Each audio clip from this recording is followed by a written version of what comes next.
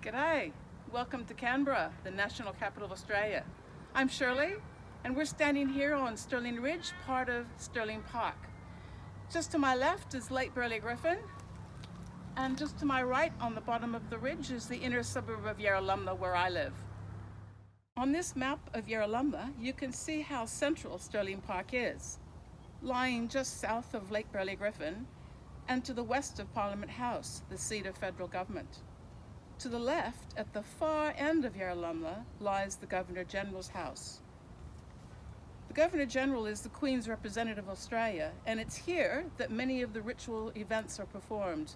For example, the swearing in of the new Prime Minister after an election.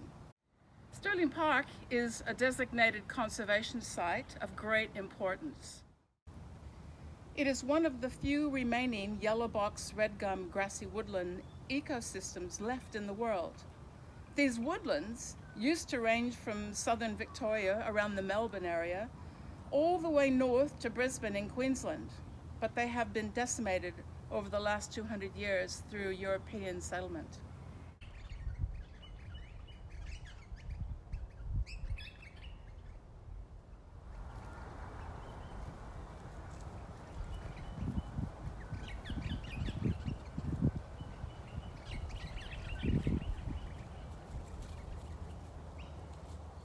These woodlands are extremely endangered and important. And aren't I lucky to just be half a mile from my front door to get up into these woodlands? But I'm not here for that today. There's a little known part of Canberra's history that involves the settlement of Westlake. There would be very, very few Canberrans who even know that Westlake exists or existed, let alone have visited it. Today, I want to share Westlake with you, but first, I think a little bit of context to help you understand where it sits in the development of Canberra would help.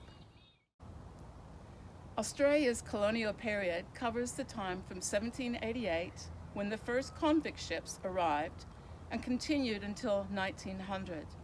During this period, what we now call states were independent, self-governing colonies of the United Kingdom. Beginning with just the colony of New South Wales, parts of the continent were gradually settled and eventually becoming new colonies too. On the 1st of January 1901, the Commonwealth of Australia was declared. Once independent colonies now became states and part of the Commonwealth. A federal government was formed and thus began a debate over which city the federal capital should be located. Bickering immediately rose between rivals Sydney and Melbourne, forcing the government to look elsewhere for a site to build a new capital city. The Limestone Plains, located in the Yass-Canberra region of New South Wales, was the site chosen as a suitable place for the new capital.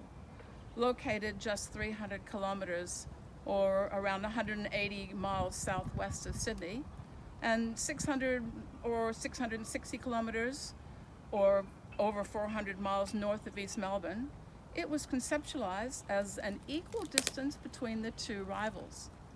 The capital would be built on grazing and grain-growing country along the Molonglo floodplain. But what should this new capital look like? The Australian Capital Territory was created in 1911, and at the same time, an international competition was announced seeking submissions from architects around the world to provide concept drawings for a new Australian capital.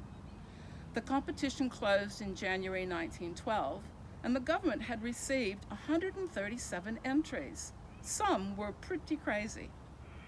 The winning design was that of husband and wife team Walter Burley Griffin and Marion Mahony Griffin, both Chicago landscape architects. Building officially commenced in 1913, but was slowed by the beginning of World War I, followed by the Spanish flu pandemic. It wasn't until the 1920s that the infrastructure was established by first securing the city's water supply, establishing a sewage system, laying out the main road system according to Burley Griffin's plan, and most importantly, constructing a temporary Parliament House. Workers' camps were set up near each of these projects, initially made up of humpies. Those are small constructed dwellings of native and cloth and whatever anybody could find, and also tents. Then, later, some wooden cottages were built. And that's where the story of Westlake begins. Let's go see what we can find, shall we? Come with me. We're standing at the southwest corner of what was once called Westlake. Originally, in 1922, there were scattered men's camps made up of tents and humpies. And the men were here, predominantly working here on the main outtake sewer line, as well as the temporary Parliament House. Up behind me here is where the old camp of Howie's camp, and that was mostly for single men. And then from there, right across through here is the Gap, which was later named Westlake.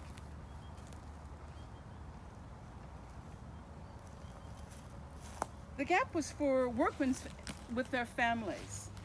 Cottages were erected in 1925 when the population was 700, and that includes Howie's camp and several smaller camps.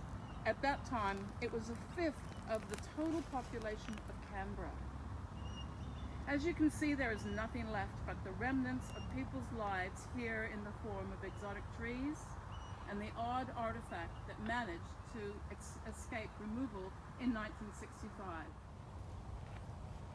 Behind me is the main road of what was Westlake. On either side were the cottages lined up along the road.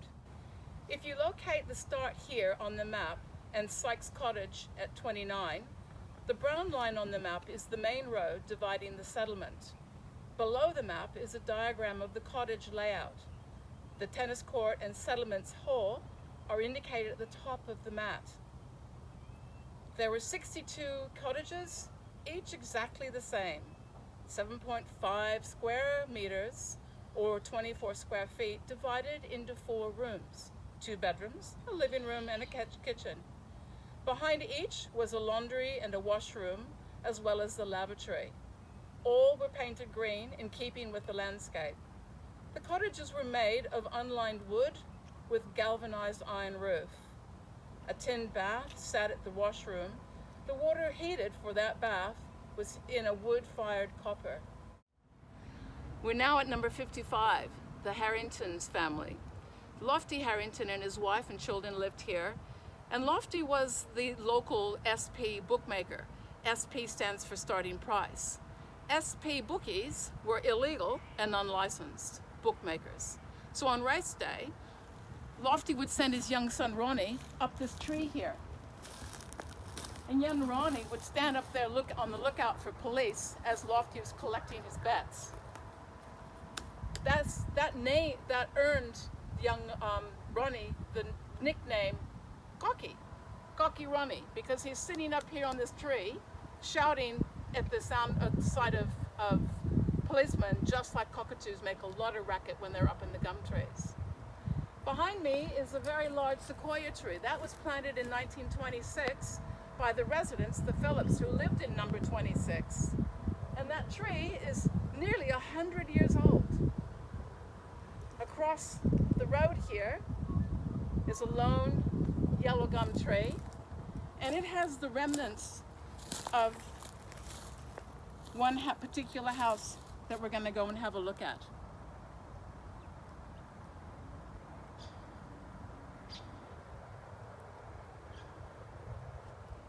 This yellow box gum tree is at the back of Andrew Wilkes' house, number 36. He strung up at the back of his bathroom a wire to connect to his wireless to get better reception. Still got the peg in there, in the tree, and the wire. I'm standing in front of 3 pine trees that were originally meant to be the hedge of June and George Sykes, who inhabited number 29 right here. George and his brother Gay were the two taxi drivers in Canberra. They were the only ones at that stage. And old George was a bit of a character in Westlake, as he was known for collecting bricks. And I found one of the bricks just lying out there half buried into the soil. He collected these bricks all from all over Canberra as he was driving people around in his taxi to pave his washroom and his laundry. But George didn't just leave behind the hedge, an overgrown hedge, and bricks. He also left the remains of his front gate embedded in one of these pine trees. So let's go see if we can have a look at this.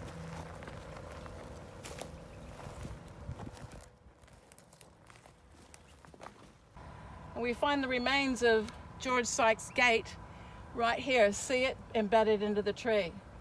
Now George was the last resident of Westlake, and in 1965 his house was removed from the site and Westlake no longer existed.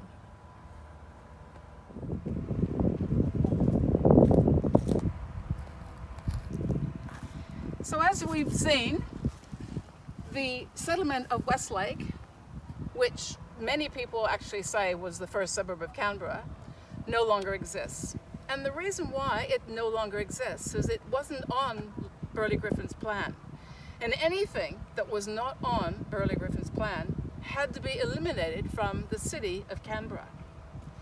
But the grandchildren and the children, the descendants of the people who lived here, have left plaques in memory of this place.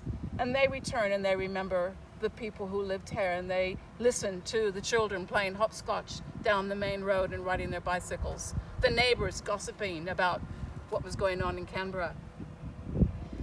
But for me, what's really interesting, that in all of our neighborhoods really close by, some might be just a little bit further, are the remains of our history, the history of the people who came before us. And to a huge extent, some more than others, the reminders of those people have an impact of who we are today. So I really encourage you to check out your local neighborhoods, your local parks, the cities, to see what the history of your origins, your location are, and maybe share that with us.